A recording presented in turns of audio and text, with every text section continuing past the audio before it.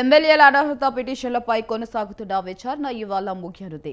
Speaker గడ్డం ప్రసాద్ ఇవాళ మధ్యాహ్నం తన ఛాంబర్లో కీలక విచారణ చేపట్టనున్నారు. ఈ సందర్భంగా 2 కీలక పిటిషన్లపై తుది వాదనలు వినిపించబడనున్నాయి. మొదటిగా కడియం శ్రీహరిపై దాఖలైన అనర్హత పిటిషన్ను స్పీకర్ విచారించనున్నారు. కడియం శ్రీహరిపై అనర్హత పిటిషన్ను వివేకానంద దాఖలు చేశారు.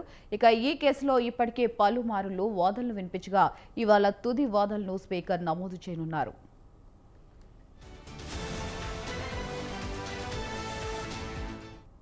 అనంతరం దానం నాగేంద్రపై దాఖలైన అనర్హత పిటిషన్పై కూడా విచారణ కొనసాగనుంది. దానం నాగేంద్రపై అనర్హత పిటిషన్ను కౌశిక్ రెడ్డితో పాటు మహేశ్వర్ రెడ్డి దాఖలు చేశారు. ఈ కేసులోనూ ఇవాళ తుది వాదనలు వినిపించనున్నారు. ఈ 2 పిటిషన్లపై విచారణ పూర్తయ్యే నేపథ్యంలో స్పీకర్ తీసుకునే నిర్ణయం రాజకీయ వర్గాల్లో ఆసక్తి రేకెత్తిస్తుంది. ఇవాళతో విచారణ ముగియనుండగా తదుపరి నిర్ణయం ఎప్పుడు వెలువడుతుందన్న దానిపై అందరి దృష్టి నెలకొంది. ఇక దీనికి సంబంధించి మరింత సమాచారం మా కరస్పాండెంట్ సవిన్ ఫోన్ ద్వారా అందిస్తారు.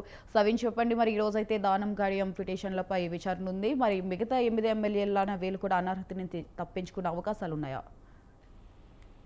ఈ రోజు బీఆర్ఎస్ నుంచి గెలిచి కాంగ్రెస్ పార్టీలో చేరిన కడియం శ్రీహరి, దానం నాగేందర్ అనర్హత పిటిషన్లపై స్పీకర్ గడ్డం ప్రసాద్ కుమార్ మధ్యాహ్నం 2:30 గంటలకు విచారించబోతున్నారు.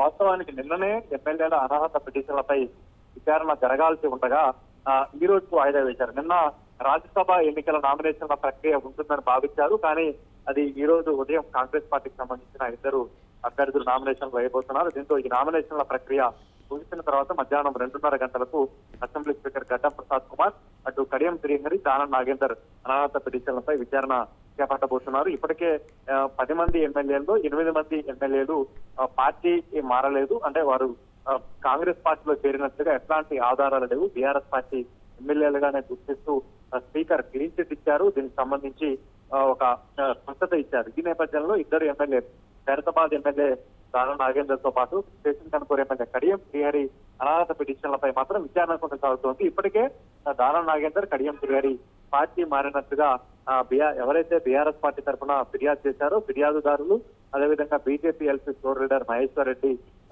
న్యాయవాదులు ఆధారాలు సమర్పించారు. మరోవైపు 2 ఎమ్మెల్యేలకు సంబంధించి పార్టీ మారలేదని 2 ఎమ్మెల్యేల తరపు న్యాయవాదులు ఆధారాలు సమర్పించారు. దీంతో ఇరు వర్గాలకు సంబంధించిన న్యాయవాదుల క్రాస్ ఎగ్జామినేషన్ కూడా పూర్తయింది. మరోవైపు ఖైరతాబాద్ ఎమ్మెల్యే దానం నాగేందర్ కి సంబంధించి 2024 లోక్సభ ఎన్నికల్లో సికింద్రాబాద్ నుంచి ఎంపీగా పోటీ చేసి కాంగ్రెస్ పార్టీ తరఫున ఓడిపోయారు. కాబట్టి కాంగ్రెస్ పార్టీ బీఫారం పైన బీఆర్ఎస్ గుర్తుపై బీఫారం పై ఎమ్మెల్యేగా గెలిచి ఎమ్మెల్యేగా కొనసాగుతూ కాంగ్రెస్ పార్టీ ఓడిపోయారు. పడుతుందనేది బీఆర్ఎస్ పార్టీ భావిస్తున్న పరిస్థితి.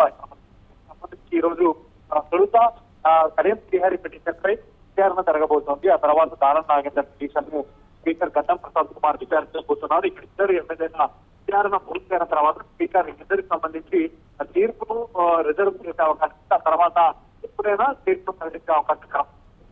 గతంలోనే దానం నాగేందర్ స్పీకర్ కు అఫిడవిట్ సమర్పించారు. అఫిడవిట్ లో భాగంగా తాను పార్టీ మారలేదు, ప్రధానంగా తాను టీఆర్ఎస్ పార్టీ తాను సస్పెండ్ చేసినట్లు ప్రకటించలేదు. గత సంవత్సరం మార్చిలో కాంగ్రెస్ పార్టీ సమావేశానికి వ్యక్తిగతంగా వెళ్లారంటూ దానం నాగేందర్ తన లాయర్ ద్వారా స్పీకర్ కు అఫిడవిట్ సమర్పించారు.